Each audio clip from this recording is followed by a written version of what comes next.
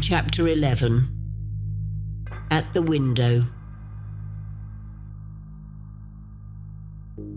I have already said that my storms of emotion have a trick of exhausting themselves. After a time, I discovered that I was cold and wet, and with little pools of water about me on the stair carpet. I got up almost mechanically, went into the dining room and drank some whiskey, and then I was moved to change my clothes. After I had done that, I went upstairs to my study, but why I did so, I do not know. The window of my study looks over the trees and the railway towards Horsell Common. In the hurry of our departure, this window had been left open. The passage was dark, and by contrast with the picture, the window frame enclosed, the side of the room seemed impenetrably dark. I stopped short in the doorway. The thunderstorm had passed. The towers of the Oriental College and the pine trees about it had gone, and very far away, lit by a vivid red glare, the common about the sand pits was visible. Across the light, huge black shapes, grotesque and strange, moved busily to and fro. It seemed indeed as if the whole country in that direction was on fire. A broad hillside set with minute tongues of flame, swaying and writhing with the gusts of the dying storm, and throwing a red reflection upon the cloud scud above. Every now and then a haze of smoke from some nearer conflagration drove across the window and hid the Martian shapes. I could not see what they were doing, nor the clear form of them, nor recognize the black objects they were busied upon. Neither could I see the nearer fire, though the reflections of it danced on the wall and ceiling of the study. A sharp, resinous tang of burning was in the air. I closed the door noiselessly and crept towards the window. As I did so, the view opened out until, on the one hand, it reached to the houses about Woking Station, and on the other to the charred and blackened pine woods of Byfleet. There was light down below the hill on the railway near the arch, and several of the houses along the Maybury Road and the streets near the station were glowing ruins. The light upon the railway puzzled me at first. There were a black heap and a vivid glare, and to the right of that, a row of yellow oblongs. Then I perceived this was a wrecked train, the foreparts smashed and on fire, the hinder carriages still upon the rails. Between these three main centres of light, the houses, the train, and the burning county towards Chobham, stretched irregular patches of dark country, broken here and there by intervals of dimly glowing and smoking ground.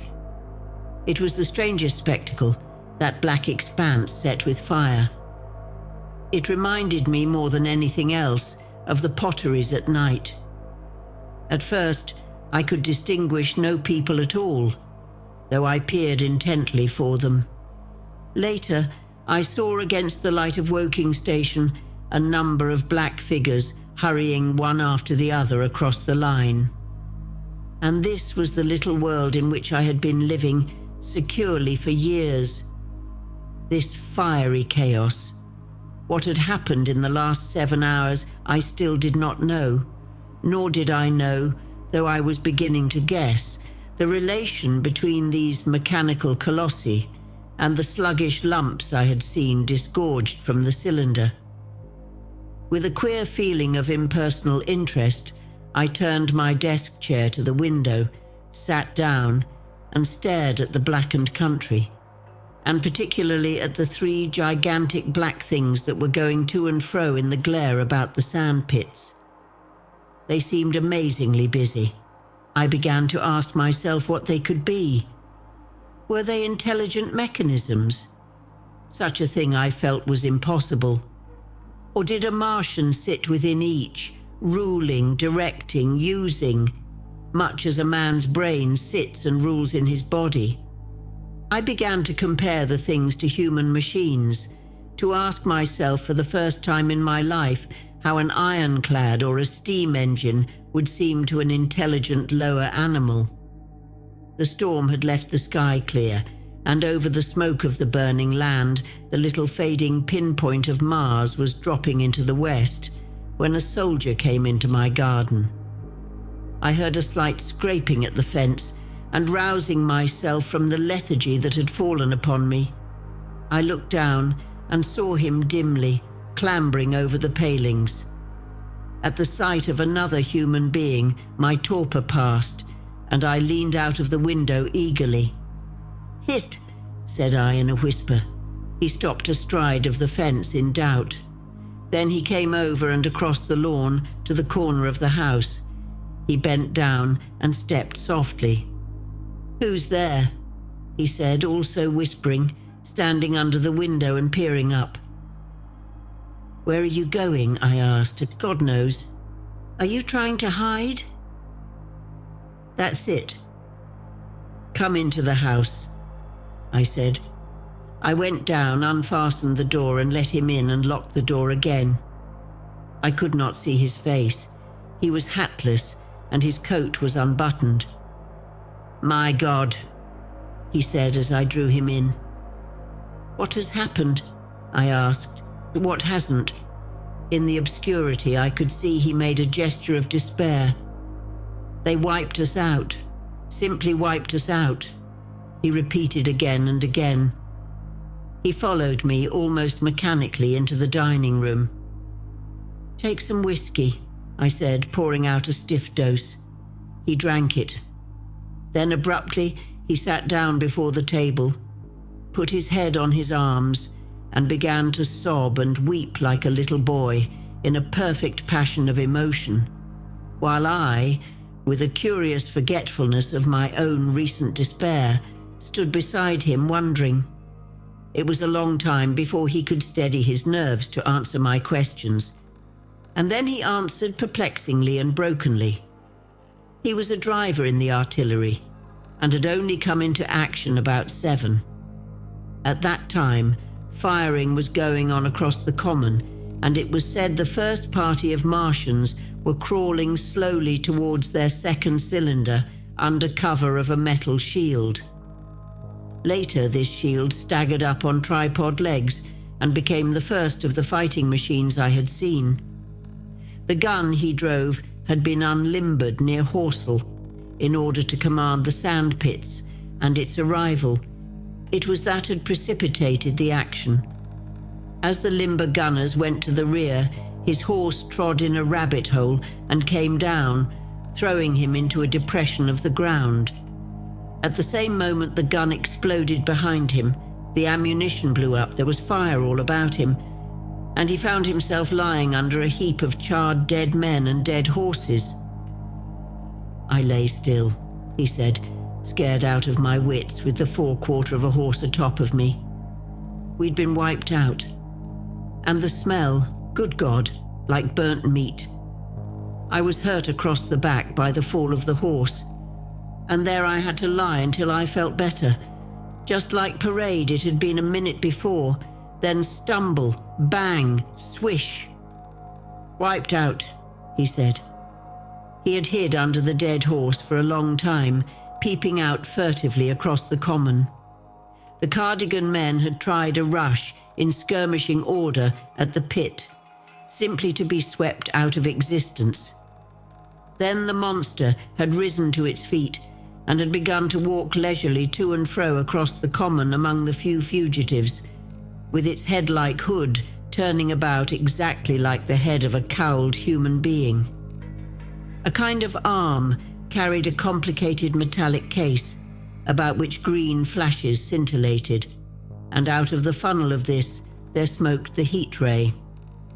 In a few minutes there was, so far as the soldier could see, not a living thing left upon the common, and every bush and tree upon it that was not already a blackened skeleton was burning. The hussars had been on the road beyond the curvature of the ground, and he saw nothing of them. He heard the Maxims rattle for a time and then become still. The giant saved Woking station and its cluster of houses until the last. Then, in a moment, the heat ray was brought to bear, and the town became a heap of fiery ruins. Then the thing shut off the heat ray, and turning its back upon the artilleryman, began to waddle away towards the smouldering pine woods that sheltered the second cylinder.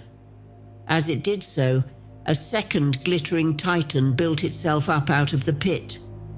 The second monster followed the first, and at that the artilleryman began to crawl very cautiously across the hot heather ash towards Horsell. He managed to get alive into the ditch by the side of the road, and so escape to Woking. There his story became ejaculatory. The place was impassable. It seems there were a few people alive there, frantic for the most part, and many burned and scalded.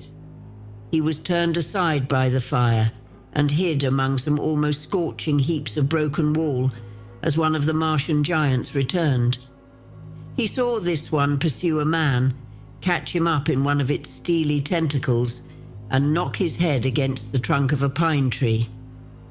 At last, after nightfall, the artilleryman made a rush for it and got over the railway embankment. Since then he had been skulking along towards Maybury, in the hope of getting out of danger Londonward. People were hiding in trenches and cellars, and many of the survivors had made off towards Woking village and Send. He had been consumed with thirst until he found one of the water mains near the railway arch smashed, and the water bubbling out like a spring upon the road. That was the story I got from him, bit by bit. He grew calmer, telling me and trying to make me see the things he had seen. He had eaten no food since midday, he told me early in his narrative, and I found some mutton and bread in the pantry and brought it into the room. We lit no lamp for fear of attracting the Martians, and ever and again our hands would touch upon bread or meat. As he talked, things about us came darkly out of the darkness, and the trampled bushes and broken rose trees outside the window grew distinct. It would seem that a number of men or animals had rushed across the lawn. I began to see his face, blackened and haggard, as no doubt mine was also. When we had finished eating, we went softly upstairs to my study, and I looked again out of the open window. In one night, the valley had become a valley of ashes. The fires had dwindled now. Where flames had been, there were now streamers of smoke, but the countless ruins of shattered and gutted houses and blasted and blackened trees that the night had hidden stood out now gaunt and terrible in the pitiless light of dawn. Yet here and there some object had had the luck to escape. A white railway signal here, the end of a greenhouse there, white and fresh amid the wreckage. Never before in the history of warfare had destruction been so indiscriminate and so universal. And shining with the growing light of the east, 3 of the metallic giants stood about the pit, their cowls rotating as though they were surveying the desolation they had made. It seemed to me that the pit had been enlarged, and ever and again puffs of vivid green vapor streamed up and out of it towards the brightening dawn, streamed up, whirled, broke, and vanished. Beyond were the pillars of fire about Chebham. They became pillars of bloodshot smoke at the first touch of day.